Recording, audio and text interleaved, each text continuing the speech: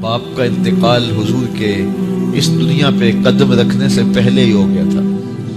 ابھی شکم مادر میں تھے کہ حضرت عبداللہ کا انتقال ہو جاتا ہے. در یتیم پیدا ہوئے.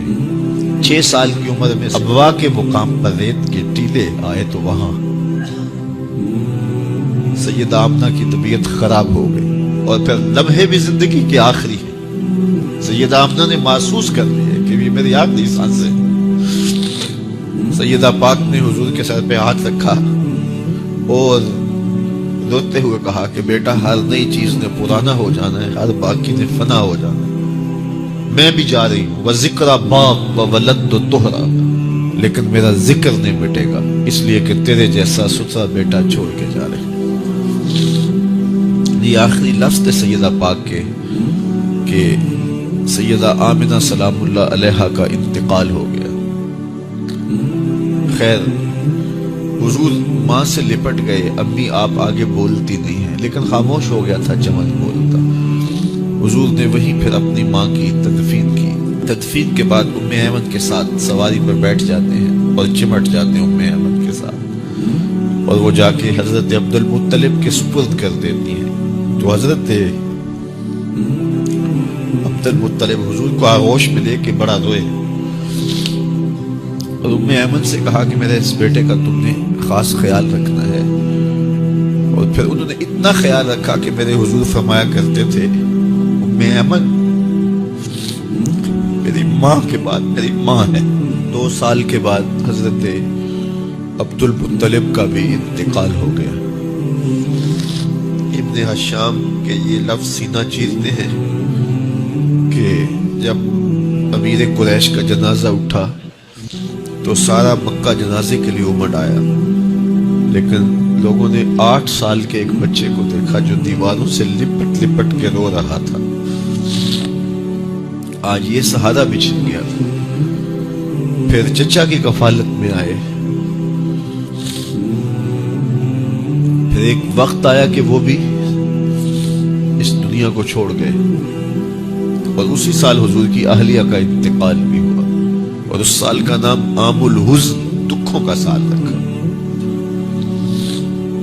اہل مکہ نے جو سلوک کیا وہ کسی سے بھی مخفی نہیں ہے.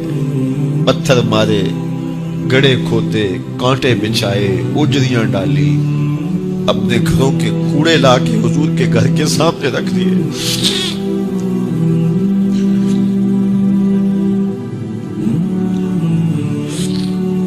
کس چیز کی سزا دے رہے تھے میرے حضور کو؟ میرے حضور علیہ السلام نے پھر طائف کا سفر کیا کہ شاید وہ لوگ میری بات کو سن لیں، لیکن انہوں نے جو دردناک سلوک کیا وہ بھی تاریخ کا ایک انتہائی دردناک باب ہے. انہوں نے اوباشوں کے ہاتھوں میں پتھر دیے اور جس راستے میں میرے حضور نے گزرنا تھا ان کو اس راستے میں کھڑا کر دیا اور کہا ان پہ سگ زدی کرو. اور وہ آقا کریم پہ پتھر مارتے، حضور کے پاؤں پہ پتھر مارتے. آقا کریم علیہ السلام پاؤں اٹھاتے تو وہ دوسرے پاؤں پہ مارتے. پھر حضور شدت درد سے بیٹھ جاتے تو ان کے 2 گھنڈے دائیں بائیں سے آگے بڑھتے اور حضور کو کندھوں سے پکڑ کے اٹھاتے، پھر سگ باری کرتے.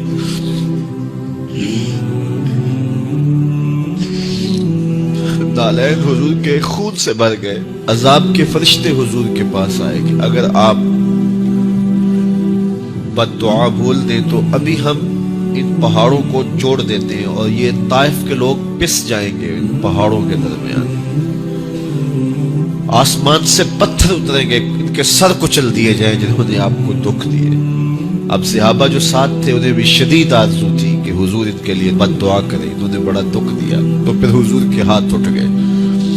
صحابہ کا خیال یہ تھا کہ ابھی حضور کی زبان کھلے گی اور بد دعا کے لفظ نکلیں گے اور یہ پیس دیے جائیں گے. لیکن جب وہ لب کھلے، وہ پتلی پتلی گلے قدس کی پتیاں، وہ لبہائے دور جب کھلے تو لفظ کیا تھے؟ اے اللہ میری قوم کو ہدایت دے دے. یہ مجھے جانتی نہیں. اور کہا کہ مجھے ان کی نسلوں سے ایمان کی توقع ہے.